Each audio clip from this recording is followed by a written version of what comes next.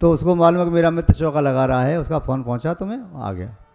अब जल्दबाजी में क्याली पड़गाने के लिए कुछ नहीं मिला, उसने अपने बैग में से आम निकाला और खड़े हो गए। 3 आम ले खड़े हो गए, महाराज जी पड़क गए। और उसने सोचा अब मैं अपने मित्र का आड़ तो दे ही रहा हूँ, आम ही क्यों न दूँ। तो आम बनाए, तो सुधार करके आम दे दिए। जो आम मुंबई के बाज़ार में मंडी में रखा, 12 घंटे पहले या 16 घंटे पहले वह खरीदा, और कहाँ से चल के कहाँ आया, किस बाग में पैदा हुआ होगा, जिस किसान ने पैदा किया, बाग के मालिक ने सेवा की, वह उसके भाग्य का नहीं, जिसके भाग्य का है उसे ही मिलना है। 12 घंटे बाद जिसके पेट में जाएगा उसकी दूरी कम से कम 800 किलोमीटर, किंतु ट्रेन भी उसे मिल गई, आ भी गया, चौके में हमारे पड़गान भी होगा, उसी से पड़गान हुआ, आहार में दिया भी। और संयोग की बात, महाराज ने उस आहार में आम ही आम लिया, कुछ लिया ही नहीं। तो पुण्य ऐसा होता है कि जो चीज़ हमारी होती है तो कहीं भी होगी वह चल करके हमारे पास आएगी, और हमारी नहीं है, हमने ले ली, पेट में भी डाल दी, निकल के बाहर आ जाएगी, और जिसकी भाग्य होगी उसे पहुंच जाएगी। इसीलिए थोड़ा सा कर्म सिद्धांत पर भी विश्वास करना चाहिए। आप ये न सोचो हमें क्या मिला है क्या नहीं मिल रहा है। व्यक्ति पुरुषार्थ तो हर व्यक्ति करता है, चोर भी तो मेहनत करता है, रात में जाता है नींद छोड़ करके, मेहनत करता नहीं करता, मेहनत कर रहा है, अंधेरी में ठोकर भी खाता है, चोरी करके लाता है वह, किंतु उसकी मेहनत सम्यक नहीं है, पुण्य नहीं है, इसलिए पकड़ा गया तो धन भी छीन लिया जाता है, घर में रखा वही लूट लिया जाता है और जेल में डाल दिया जाता है। जो समीचीन पुरुषार्थ करते हैं, पुण्य करते हैं, तो उसके पास चीज़ आ जाती है, कहीं से भी आ जाती है। यहाँ तक कि घर में पानी बरसे, पानी से थोड़ी मिट्टी अलग हुई, अचानक देखा अरे ये क्या है, कोई कलर सा दिखाई दे रहा है, खोद के देखा उसमें तो सिक्के भरी पड़ी हैं। पानी नहीं बरसा, उसके अंदर धन संपत्ति बरस गई। और कभी ऐसा होता है कि दीवार गिरी पानी से, दीवार में अपने हाथ से उसने कोई डिब्बा रख दिया था, उसमें सोने के आभूषण थे, दीवार गिरते ही बाढ़ आई, बह गया, आंखों के सामने देखते देखते देख रहा है कि धन बह करके जा रहा है, पकड़ नहीं सकता, नहीं तो प्राण और चले जाएंगे उसमें। तो जब पुण्य होता है तो कहीं से भी आ जाता है, और पाप होता है तो कहीं से चला जाता है। समायाति यदा लक्ष्मी नारी किल फलामवत, विनिर्याति तदा लक्ष्मी गजभुक्त कपित्ववत। जब लक्ष्मी आती है तो ऐसे आती है जैसे नारियल के फल में पानी, इतना ऊंचा लगता है नारियल का फल, आपने देखे होंगे दक्षिण भारत में, और उसका वक्कल इतना कठोर होता है कि इंजेक्शन से भी आप पानी इसमें भरना चाहो तो नहीं भर सकते। इतना ऊंचा पानी कहाँ से पहुँच गया, ऊपर से पानी आया नहीं, जमीन में खोदो तो पानी रस्सी बाल्टी से खींचना पड़ता है, टुल्लू पंप लगाओ, और कैसे पानी, शुद्ध पानी, उसमें मिट्टी नहीं पहुंची, ऊपर पानी पानी शुद्ध पहुंच गया, नारियल में कैसे पहुंच गया, आश्चर्य कहाँ से पहुंच गया। तो लक्ष्मी आती है तो ऐसे ही आती है, लोग कहते हैं छप्पर फाड़ के आती है, नीतिकार कहते हैं जैसे नारियल में पानी आ जाता है ऐसे ही लक्ष्मी कहीं भी आ जाती है। तुमने मिट्टी खरीदी, वह मिट्टी तुम्हारी हो सकता है वह अनाज से ज़्यादा महंगी बिक जाए। कई बार ऐसा होता है किसी का अनाज भी मिट्टी के भाव जाता है और किसी की मिट्टी भी अनाज के भाव चली जाती है। तो लक्ष्मी आती है तो ऐसे आती है, जब जाती है तो गज भुक्त कपित्ववत। एक कैंथ का फल होता है, शायद आपने देखा होगा, कैंथ होता है।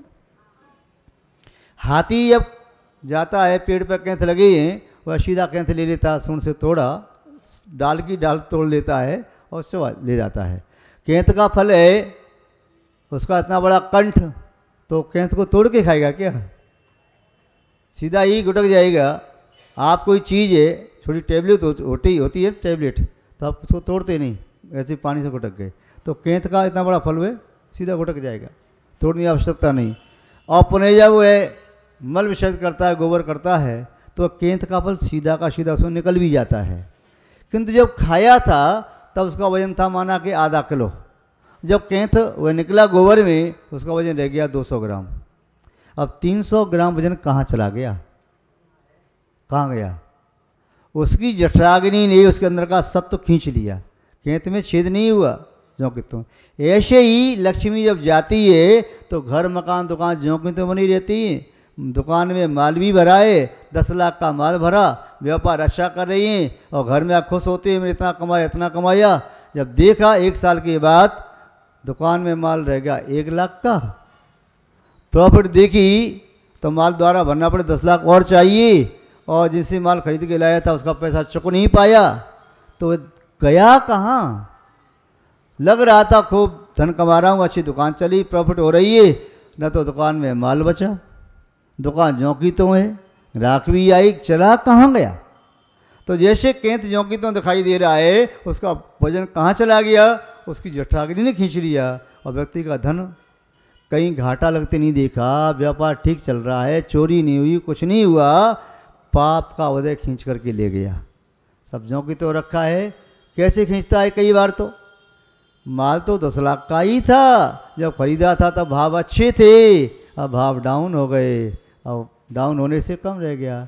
जब प्रॉपर्टी खरीदी थी तब 5 करोड़ की थी, 7 करोड़ वहीं पर मिल रहे थे, वहीं पर खड़े खड़े मिल रहे थे, 7 करोड़ ले लो, लेकिन 7 करोड़ नहीं लिए, आज 3.5 करोड़ मांग रहा है, तब भी देने वाला कह रहा है सोचूंगा विचार करूंगा। बोले तेरे सामने 5 की खरीदी थी, अब तो मैं 3.5 मांग रहा हूँ, देखता हूँ। फिर कहता है 3 का विचार हो तो आ जाना, और कंडीशन ये है मैं 6 महीने में चुकाऊंगा। प्रॉपर्टी वही है, खेत छोटा हो गया क्या होगा। तो 5 के दाम 3 कैसे रह गए, कहाँ पाप के उदय से खींच के ले गया। अब वह 3 का खरीदे, हो सकता है संयोग से पुनः रेट बढ़े और 2-4-6 महीने में पुनः वह 5 का हो गया, ये 2 कहाँ से आ गए, खेत लंबा हो गया क्या है। पुण्य से उसका बढ़ गया, वैल्यू बढ़ गई, और पाप से वैल्यू घट गई। मनुष्य की वैल्यू भी कभी पुण्य से बढ़ जाती है, पाप से घट जाती है। एक ही परीक्षा में बैठे 10 विद्यार्थी, एक IAS में चला गया, एक छोटी रैंक में और छोटी रैंक में, एक प्यून बन गया। उसका पुण्य कमज़ोर था, उसे मिले महीने में 10,000 रुपये, उसे मिले महीने में 1 लाख रुपये। व्यक्ति वही है, दोनों साथ साथ पढ़े, एक कंपटीशन में बैठे, एक निकल गया, एक रह गया, एक चपरासी बन पाया, एक वो कलेक्टर बन गया।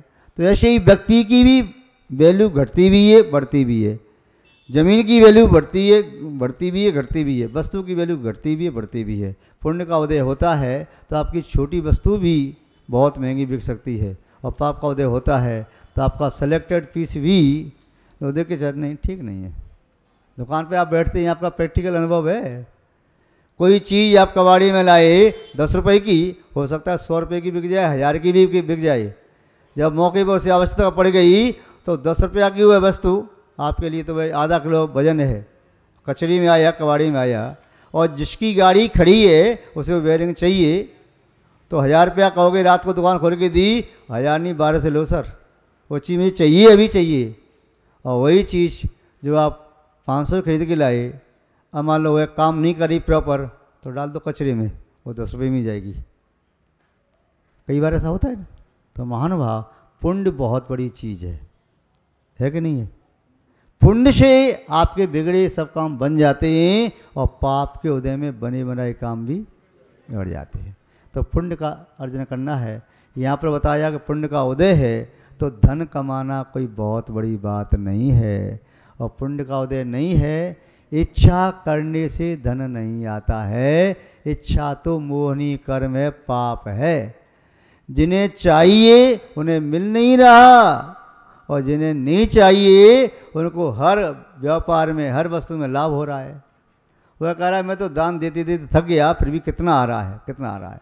खूब दान दे रहा है, करोड़ों अरबों का दान दे रही है। ऐसी कंपनी है जो खूब दान दे रही हैं, फिर भी उनको बहुत आ रहा है।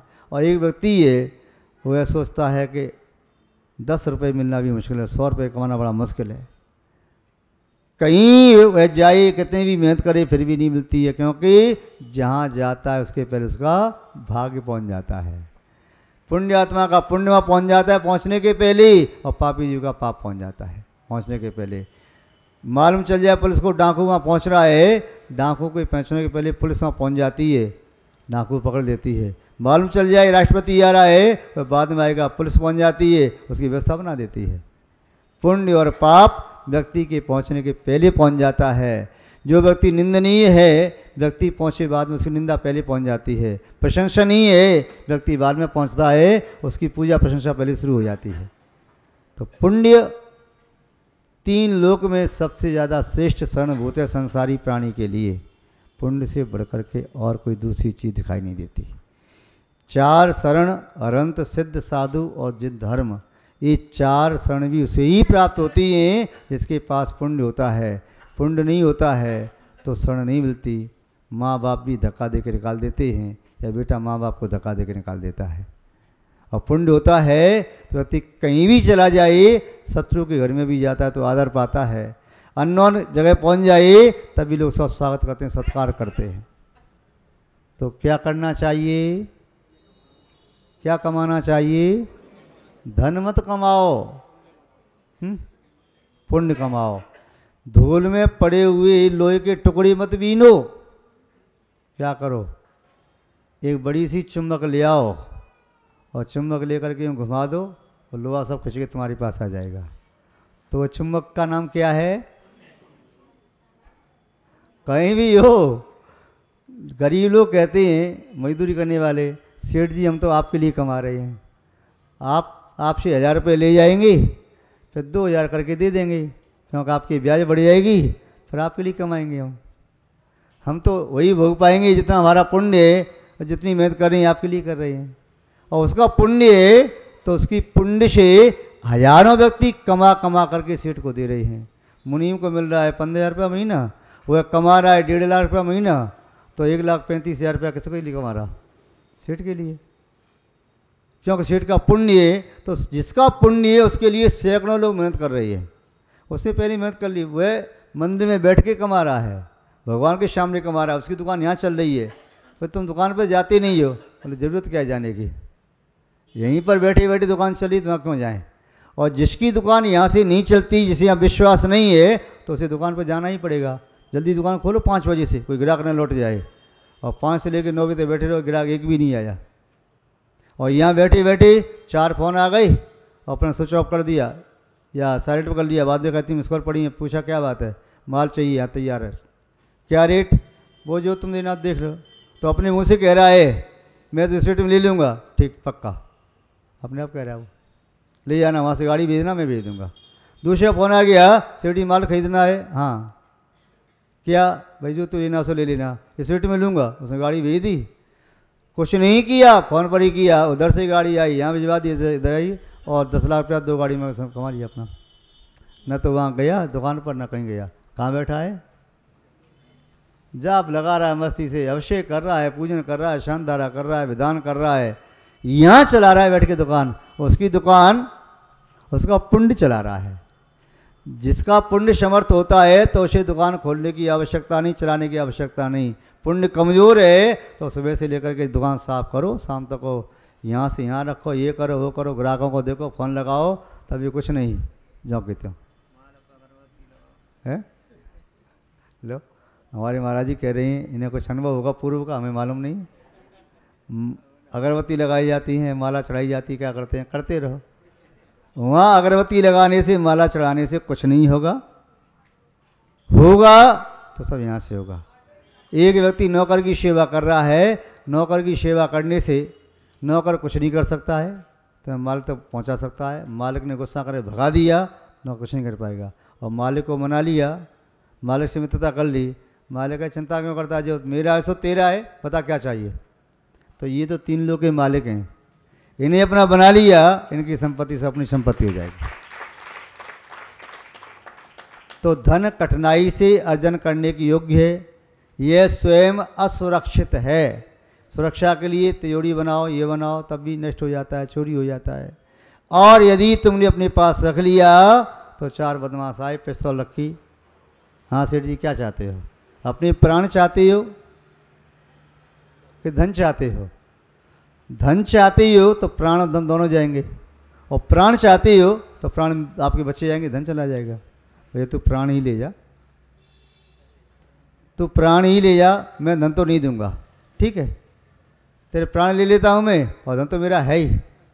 वो कहता है ना कि चमड़ी जाए पर दमड़ी न जाए, और ये कहता है धन तो हाथ का मैले मैं कमा लूँगा, ये पकड़ चाबी, तो जो लेना है सो ले जाना।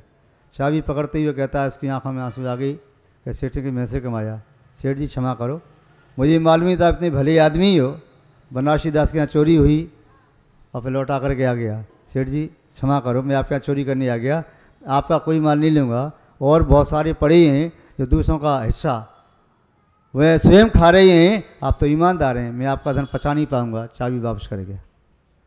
तो बात यही है कि तुम्हारे भाग्य का कोई कौन लेके जा सकता है। तो धन वैसे स्वयं असुरक्षित है और तुम अपने पास रख लो तो तुम्हें भी असुरक्षित कर देगा। नश्वर है वह स्वयं नष्ट हो जाएगा, शाश्वत तो रहने वाला नहीं है, चाहे नोटों की गड्डी है चाहे और कुछ चीज़ है, सब नष्ट ही होना है।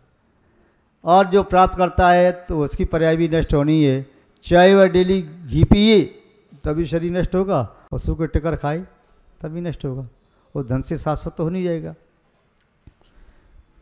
स्वस्थम मन्य जन कोपी, कोई मनुष्य ऐसा मानता है ज्वरवा निव सर्पशा, घी पी करके जैसे बुखार वाला व्यक्ति मानता है मैं स्वस्थ हूँ, ऐसे ही इस धन को प्राप्त करके व्यक्ति मानता है मैं स्वस्थ मैं सुखी हो गया, किंतु ये सुख का साधन नहीं है। अर्थो अनर्थ मूलो, अर्थ अनर्थ का मूल है। शिवकोटि आचार्य महाराज ने लिखा है भौतिक वादना में, अर्थो अनर्थ मूलो, ये अर्थ ये धन अनर्थों की जड़ है। जितना धन तुम्हारे पास आता जाएगा तुम्हारे जीवन में उतने अनर्थ बढ़ते चले जाएंगे। जितना कम है शांति से बैठे, ये फक्कड़ कहीं भी लेटा है जंगल में चाहे फुटपाथ पर, उसे लुटने का क्या डर। जब भूख लगेगी कहीं ना कहीं से भोजन मिल जाएगा, और जो जोड़ जोड़ के रख रहा है वह चिंता कर रहा है, सो नहीं पा रहा, सुना है गाँव में डाकू आ गई हैं, चोर बहुत हैं, पुलिस ने कभी हो गई है, ऐसा हो गया वैसा हो गया, तो ना सो पा रहा, ना खा पा रहा, ना पी पा रहा, ना दान कर पा रहा, उसी में वो घुल घुल के मर रहा है। तो यहाँ पर इतना कहना चाह रहे हैं आचार्य महाराज, भैया उस धन के दीवाने मत बनो। क्या कह रहे हैं? धन के दीवाने मत बनो, दीवाने बनना है तो धर्म के दीवाने बनो, धर्म के रक्षक बनो। धर्म की तुम रक्षा करोगे, धर्म तुम्हारी रक्षा करोगे। धर्मो रक्षित रक्षताम, धर्मो एव हता हंति, जो धर्म का हनन करता है धर्म उसका नाश करता है, और जो धर्म की रक्षा करता है धर्म उसकी रक्षा करता है। तो धर्म की रक्षा करने में तुम अपना समय लगाओगे तो धर्म पूरा समय तुम्हारी रक्षा करने में लगा देगा। तो धन ज़्यादा ना चाहिए, भगवान से कहो मेरा काम कोई रुके ही नहीं, चाहे तिजोरी में कितना भी रहे, मुझे इच्छा नहीं है, जब मेरे मन में काम करने का भाव आए, दान देने का भाव आए, तो मैं अपनी भावना पूर्ण कर सकूं। जैसा कवि ने लिखा, साईं इतना दीजिए जामे कुटुंब समाए, मैं भी भूखा ना रहूं साधन भूखा जाए। बस भगवान इतना दे देना मेरे बाल बच्चे भूखे न रहें। ये ना कहना पड़े बच्चों को बेटा अभी है नहीं, सो जाओ कल देखेंगे।